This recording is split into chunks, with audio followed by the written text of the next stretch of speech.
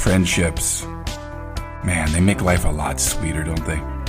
And if you're lucky, you have a couple of those that are the ride or dies. The ones that you would take a bullet for. The ones that if they called you at 2 o'clock in the morning, you'd be packing a bag, hopping on a plane to wherever they were if they needed you. And for many of us, those friendships are forged in our early creative journey, right? Whether that's undergrad, grad school, the conservatory program, working on a production together, collaborating in some way. The bonding that can happen between you and your fellow classmates and actors can be profound. What you've watched each other do, what you've shared with each other, the ups and downs. And if you're lucky, you get to watch one of those ride or dies fulfill their dreams. That collective dream that you all had when you started out to be working as a professional actor, to make the money, to have the security. We all dream about that. And I've been fortunate enough to watch that happen with one of my very best friends. You know, I remember back in 2005, living in LA, sitting in my apartment with my former girlfriend, Andrea Anders, who was also a classmate of mine at Rutgers, and we were watching the Oscars with Mike Colter, one of my very best friends, fellow classmate. $1 Million Baby had been nominated for Best Picture, and we were jumping up and down, and all of a sudden we hear Clint Eastwood thank Mike Colter for his work, and we lost our shit. We couldn't believe it. And for the next 15 years, I have watched my best friend carve out an exceptional career. Mike Colter comes on today to share his thoughts about acting, so put the phone back in your pocket. Creating Behavior starts now.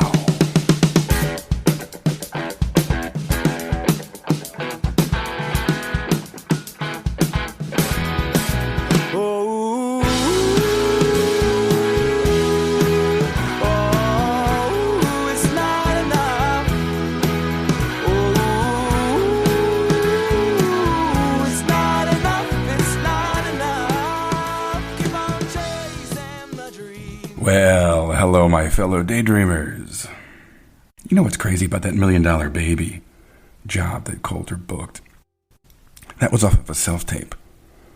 He puts himself on tape, sends it out to LA, and doesn't hear another thing for weeks. It could have been a couple of months, I can't remember, but, you know, there was no callback. He didn't get flown out to LA. There weren't, producer sessions. He didn't test. Out of the clear blue, he gets a call from his agent and says, "Hey, Clint saw your tape. He liked it. You've got the job." Next thing you know, he's flying out to LA to train in a boxing gym and get ready for what would be an Oscar-winning film. Man, we were so excited. It was such a thrill when that happened. We were so happy for him. You know, we were struggling, grinding it out, survival jobs. He's going to talk about the shit jobs he's had. Working as a waiter, as a day laborer, working in a home for disabled children. I mean, the guy's done it all. And the one thing he didn't do was quit. And he's carved out a hell of a lot of work. You know, I mean, my God, The Following, American Horror Story, Ringer, all this television that he did. The role of Lamond Bishop on The Good Wife, a well-dressed, well-educated businessman who also happens to sell drugs. It was supposed to be a small little part, 1 or 2 episodes, and it became a recurring role over many, many seasons of that show. And then he ends up in Jessica Jones, and then he's number 1 on the call sheet. Luke Cage. What's that like, right? To be 1 on the call sheet? We're going to talk about that. What are the expectations? What do you learn about yourself, about how to carry a show? What do you got to do? What's the importance of training? What's stuck with you? We're going to talk about all those subjects. And we're going to talk about his new show, Evil on CBS. It's like if you haven't seen it, it's like a spin on The X-Files, only a little bit more religious and the occult and demons and evil spirits. He plays a priest in training, David Acosta, and he works opposite Katja Herbers in the show. Season 2 is getting shot right now. It's going to drop here in the spring.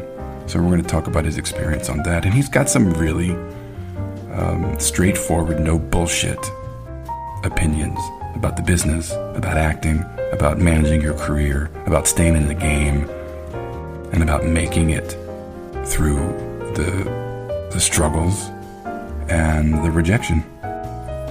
I started off by asking him what it felt like to have your dreams come true. What's that feel like? To fulfill this vision you had of a career back when you were 18, 19, 20 years old. And this is how we started off our conversation. I think had you asked me this before anything was happening, before I was starting to work consistently, I would have said, sure, that would have been it. But I guess what happens is as you get into business, I think the dream changes. I think your idea of what the dream is or success or whatever you want sort of changes because you get into business and you sort of either appreciate things differently or you set a different goal. I know actors like this. They're really talented actors, but sometimes they get into film and television and you don't get the roles that allow you to really stretch. And so therefore, you're not really challenging yourself as an artist. As long as you can find a way to keep the needle moving and sort of always doing that, I think you can be happy. Because I think when I first got into the business, it was like, okay, I need to be working consistently, get myself on a show, do some movies, and I think that I'd be happy. But then I think that's what happens. I think you get in a business and it becomes sort of not routine, but you don't want to feel like you've arrived, because once you feel like you've arrived somewhere, then what do you do next? So I don't ever want to feel like I arrived. I feel like I feel like a work in progress. You talk about knowing me for 22, 23 years. I didn't start working consistently. I mean, I was working in a restaurant until I was 32. So for me, talking about struggle, see, people that they look at actors and they go, oh man, I mean, they just got it made and they just came out of nowhere. They have no idea that you've been grinding some shit out for, decades. Oh, you know what I mean? grinding. And you struggled, man. I mean, we all did when we first got out of school. Yeah. You get thrown to the wolves. The longer you stay in it, the longer you stay in it, and the longer it takes you to make it to a point where you're comfortable or you're a working actor and you're paying your bills, the longer it takes you to get there, the more disappointment, heartbreak you're going to experience, because it's just a part of the game. If I can't tell you how many times I show up in auditions and you're like feeling great about it. You go in the room and then you see somebody in there who's for the most part, either a legend or a person who shouldn't even be in the room. Maybe they're going to get offered. You start thinking to yourself, what the heck? That's what happens to young actors. You get in a room and you start, talking to yourself, and you come in the room and you go, wait a minute. And you've already had enough, rejections. So you're sort of already looking for another reason why this is not going to work out, as opposed to sort of building on the positives. And that was the thing about it. I think I found a way to compartmentalize enough where I could continue to go on. I think that's the hardest part. I think I've seen enough people quit the business, stop trying, stop going out. Well, as a black man, did you look at work in a different way as well, in terms of what you'd be willing to take or not take, or I'm not going to play a pimp, I don't want to play a drug dealer, I don't want to play a rapist, or any kind of tropes like that?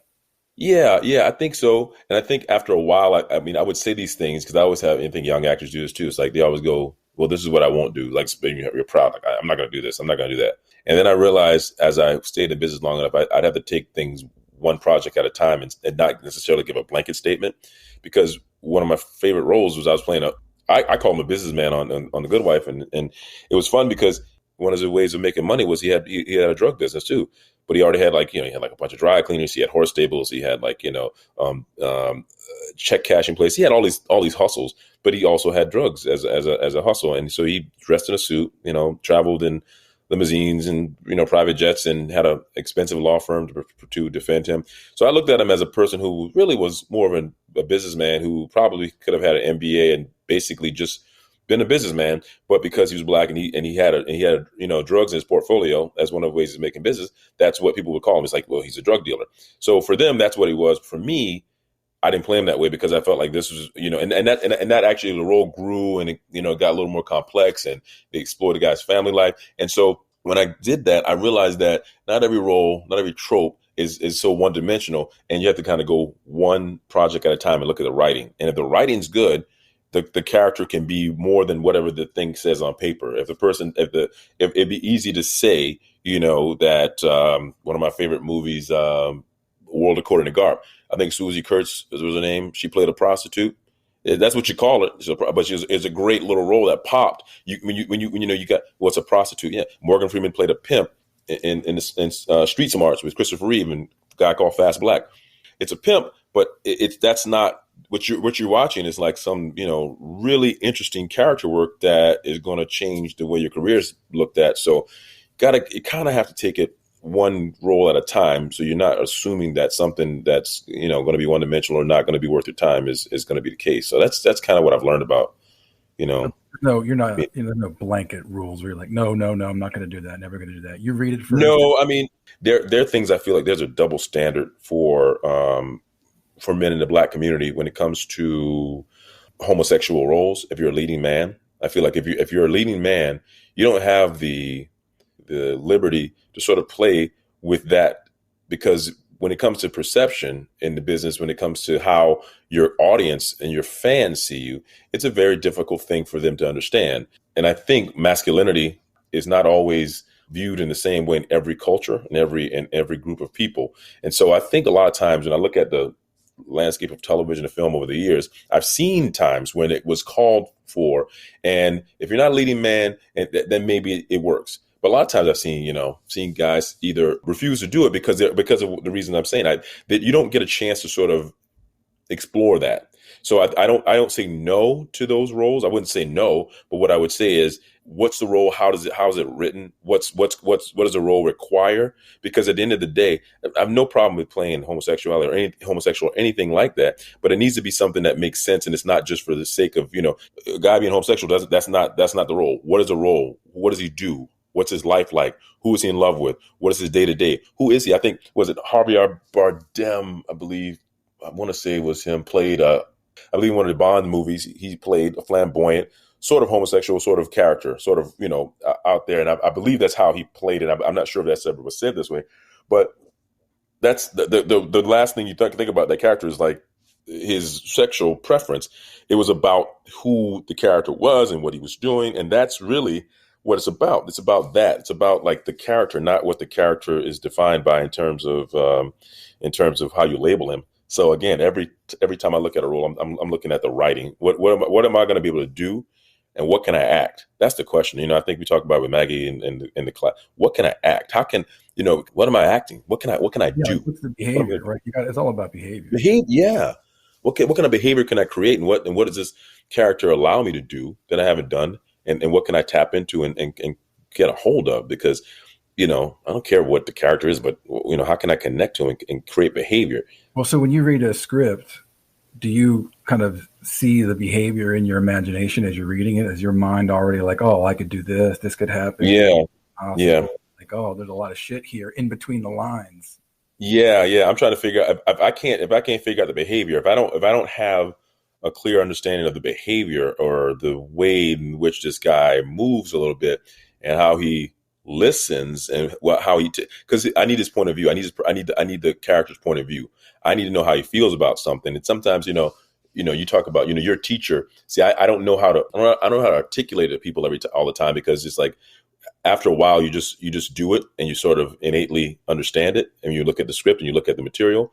But what you're trying to find is the point of view of the character. And so you can talk about it all day long, but as our teachers have said, you have to, do you understand it? Do you understand it in your bones? Do you understand what he is or what she is? So you know how you feel before you open your mouth, while you're listening, how you take in, what does that play on you? How does that stuff play on you? And do you have an opinion?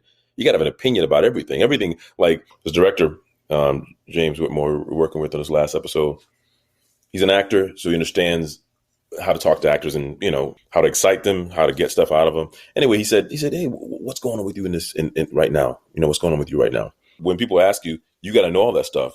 You just know it. You don't have to think about it. You know it. You know how you feel. You boil it down to a simple emotion, a simple response, and the simpler it is, the easier it is for you to act it. When you can find the language to understand how to convey what you're trying to say, helps you to understand how to play it. What are you playing here? Well, it's simplicity is so important. I remember being in school, right? And, Maggie would say, you're working too hard.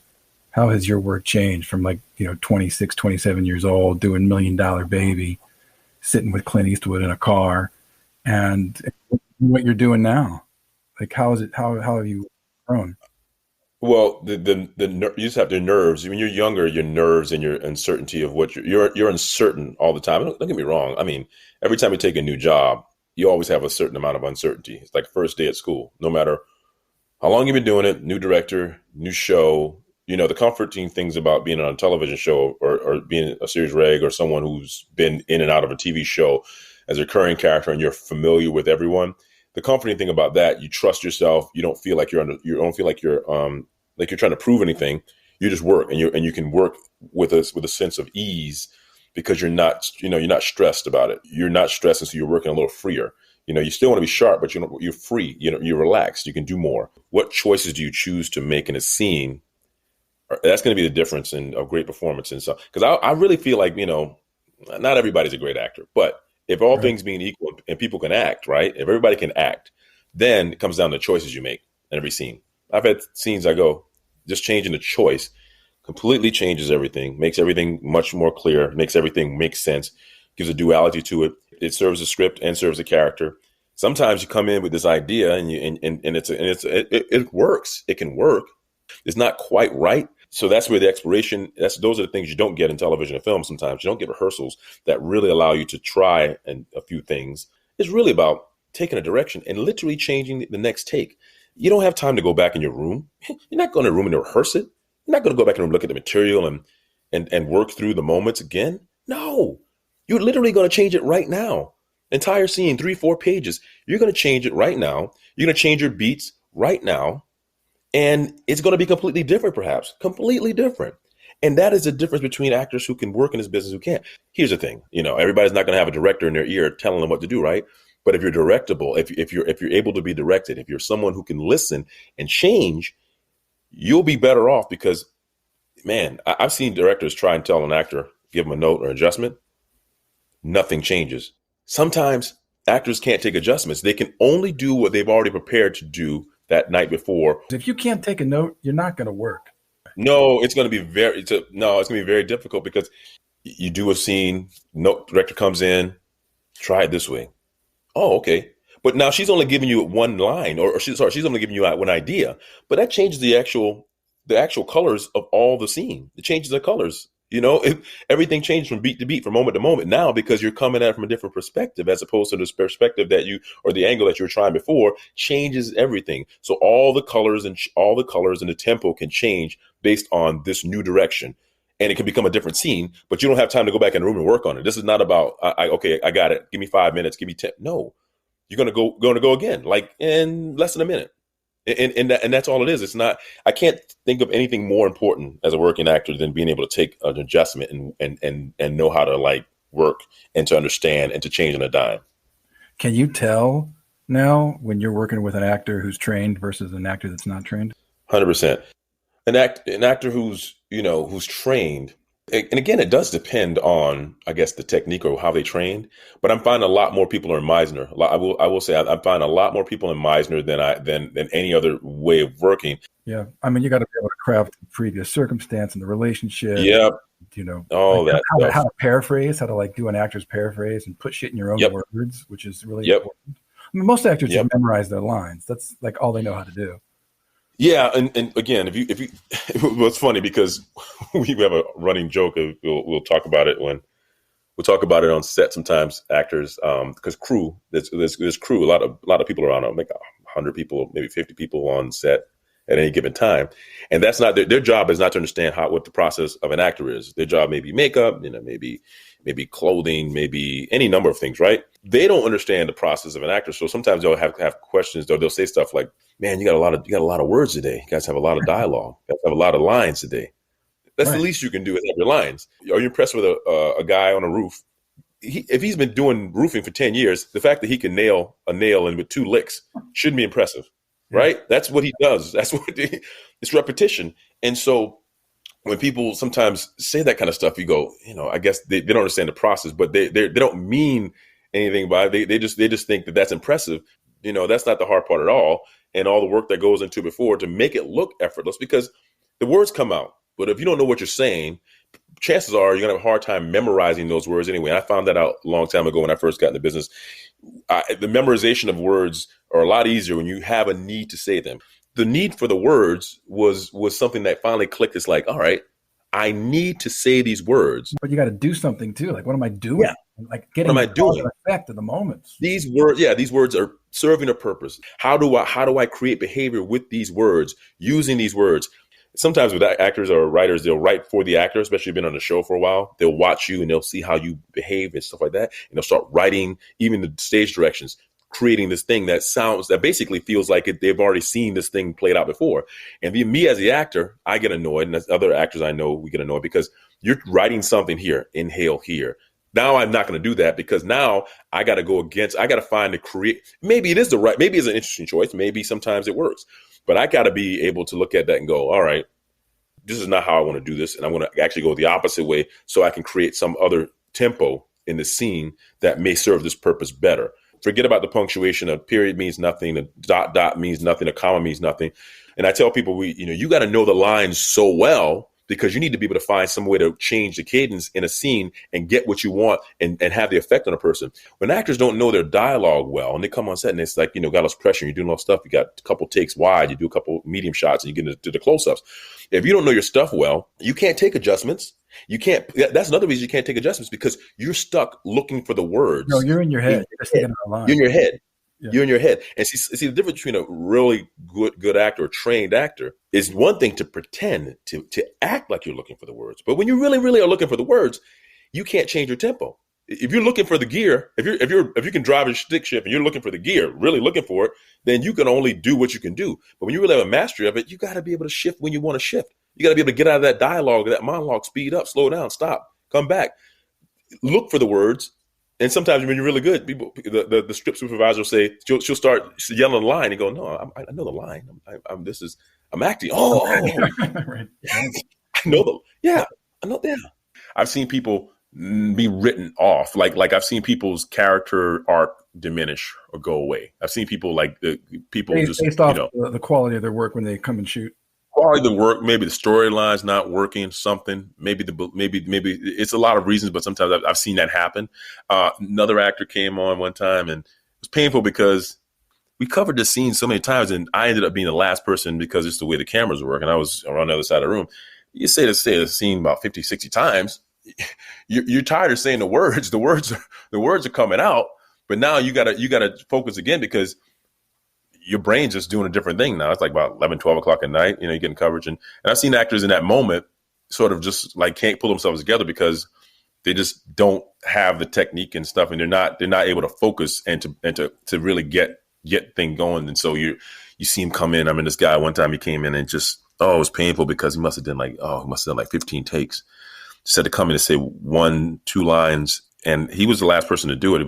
He was a guest star. So he came in and it was his coverage last and he had 2 lines and whatever the words were, he just couldn't get the words out. And it was the scene became about him getting the words out. It wasn't even about acting anymore.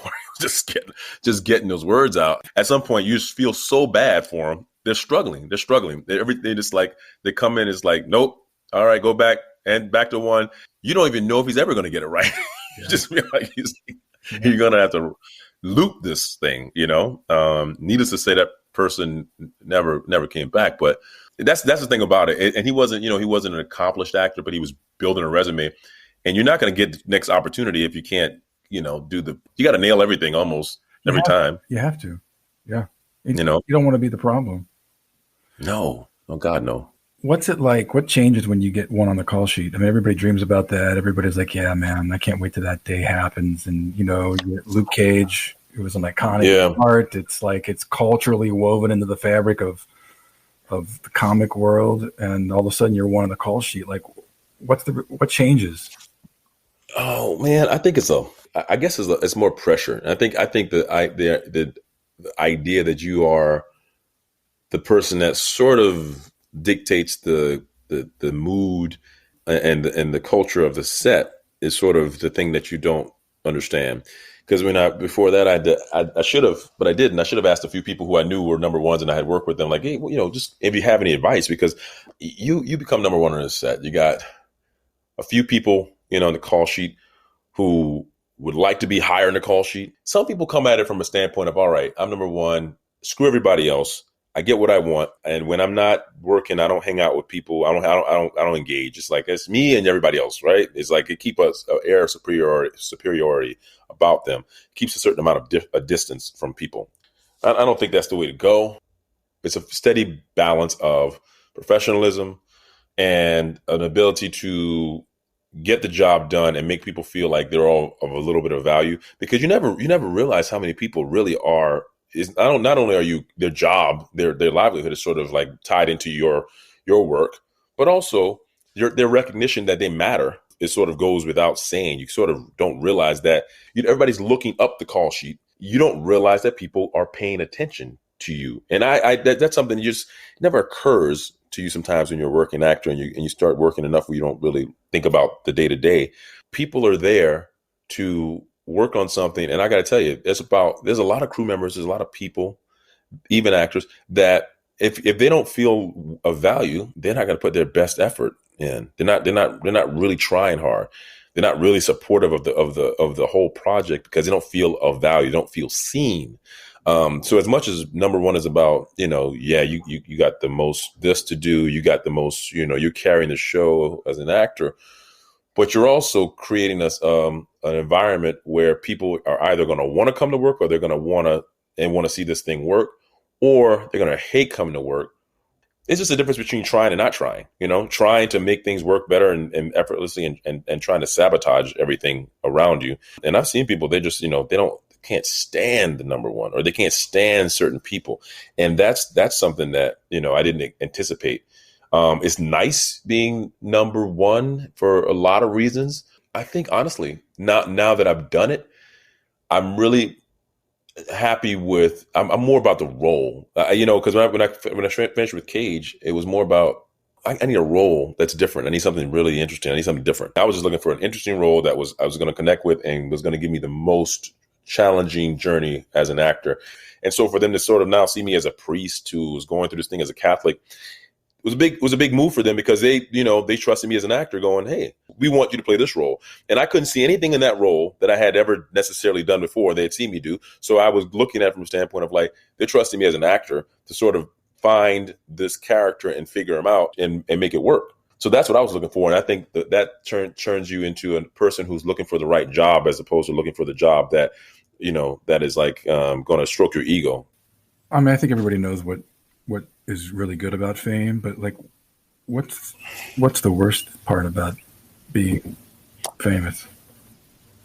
I think the worst part about being famous is you're no longer coming in a room with a clean slate without any prior knowledge. Everyone sort of has an opinion about you before you walk in. That's what you got to sort of, and as an actor, and you're trying to figure out how to, like, you're trying to get another opportunity, and you're trying to figure out how to, like, use the notoriety you have to get more opportunity. But you also, as an actor, you want something different every time. So what they know you for isn't necessarily what you're looking for. So now you have to play against all of that. That's the hard part. So for me, the fame part only plays in my favor sometimes, but what it does for me and it makes it difficult for me is that I would rather people not know who I am in certain instances, so I can come in fresh without having any preconceived notions about what I can do, or what I've done, or the kind of person I am. How do you keep your head on straight? You got to be able to smell some bullshit. And you can hear it. And somebody tells you you're great, take it with a grain of salt. I'm not a very good person to take compliments, so it never really works the same way with me. I can't take a compliment for shit. I'm working on it for years and trying to figure out how to, like, be at peace with it, let people say what they got to say, take it in, and not try to deflect or, just take it and move on. People will say shit sometimes just because they feel like that's what it's going to take to make you comfortable, because they want you to do your best work. You got to be able to work without feedback. You got to be able to work without having someone pat you in the back or tell you that this is going well. Starve yourself of approval, because that's what you're going to be doing most of the time. Most of the time, you're starving yourself for approval. And if you get stuck in the mindset of being constant feedback, it's going to be a heartbreaking thing because you're constantly going to be insecure and constantly searching for someone to say, well done. Now, you just shot an episode where there was no dialogue. Oh, yeah. What was that like? An entire episode, right? Great. Said anything. The camera does the work. You don't have to try. You gotta be able to know the camera is trust the camera is going to get what you're thinking or what you're feeling or what you're or I dare say indicating. You don't want to say indicating, but you're trying. You got to trust this camera. I don't know if you've never acted before and if you've just gotten a business, that would be the worst thing I would think most actors would want to have as a scene where they have no dialogue. But I remember Jim O'Connor, as you know, head of your program, Purdue. He did a production of Frankenstein, and I got to play the creature. And it was an experience that really sort of made me look at acting in a different way, because the creature, when he woke up, he was created in his play for the first 10 minutes or so. I don't know. He doesn't have dialogue. He can't speak. He makes sounds, but he can't speak. And for a while before he forms words, right? But the opening sequence of him waking up, being born, discovering the world for the first time, opening his eyes, sound, lights, surfaces, texture, like a baby. That is an acting exercise. That is beat by beat. And at the time I was doing it, I hadn't had any Meisner yet, but he was directing me. So you talk about directors directing a performance out of you. You don't know what you're doing or why you're doing it, but you understand it because they're breaking it down to you. Now, when you study Meisner, all this stuff makes total sense. You know how to go moment to moment, beat to beat, scene by scene. You got to be able to think it, feel it, and trust that the camera will catch that off of your face. They'll catch that, or just the story will be told in your body posture, the way you move, and things of that nature. And that was really cool. Actually, it was one of the most fun episodes I've had in a long time, and it really brought it back to the basics of acting. Before you get dialogue, you should know how to do something without dialogue. I think dialogue is a heightened skill. You know, the ability to command language and to think on the line. Well, I don't think that people probably would know that you are a theater guy. That's where you started out doing theater. Yeah, a lot of New York. Yeah, I think. What did you take away from? And do you miss it? Like, do you want to get back and do something? I do miss it, and I do want to go back to it. I don't know. When you do a lot of television film, a lot of people just don't think you do theater, or they just don't think you started in theater. They don't understand the training part of it. When I tell, because most actors or people want to be actors, you try and tell them how to become an actor, and you start talking about training, they start to get this blank stare. That's the last thing they expect you to say. They're thinking, hey, yeah, you got to go to this agent. Here, you got this is where you got to drop your headshot off at. This is the person you need to talk to. They're looking for these shortcuts that are like, it's like, what? You mean to tell me I gotta train?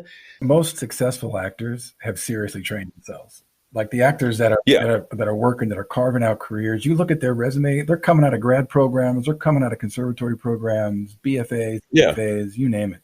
What's the worst survival job you had? Because you've had a lot. You've had so many. Worst survival job. Oh man, I'm gonna say I was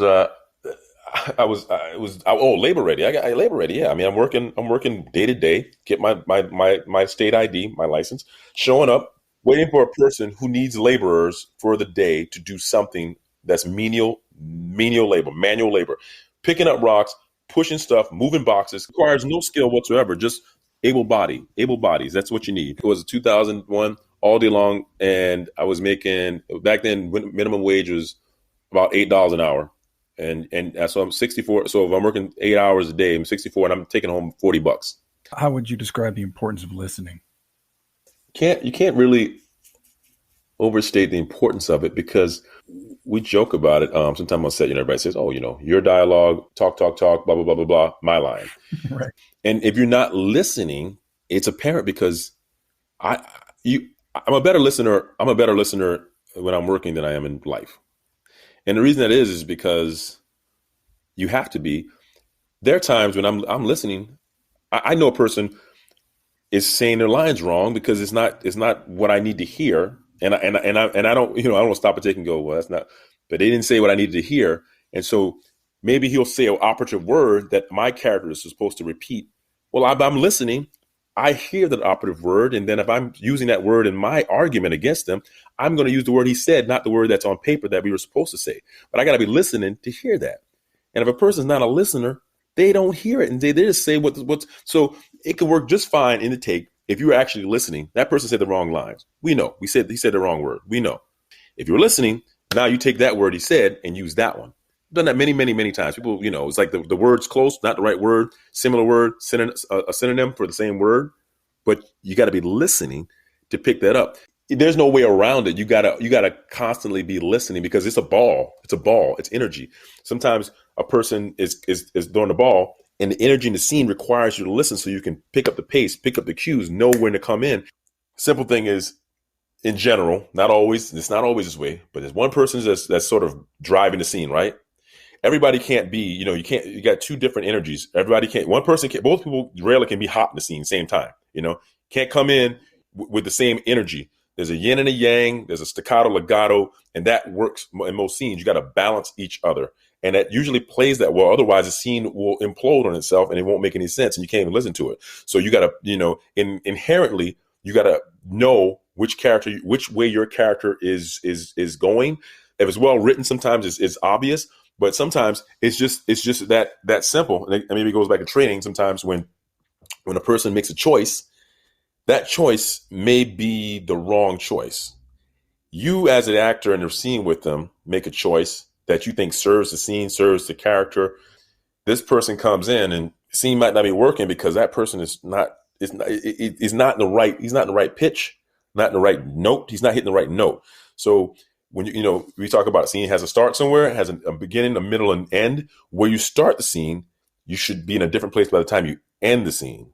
That's usually a good way to find out whether you've done your homework, because if your character is in the same exact place when the scene is over, nothing happens to the character. And that was the hardest part about training. It's scary as hell. You think, oh my God, character's got to be someplace different.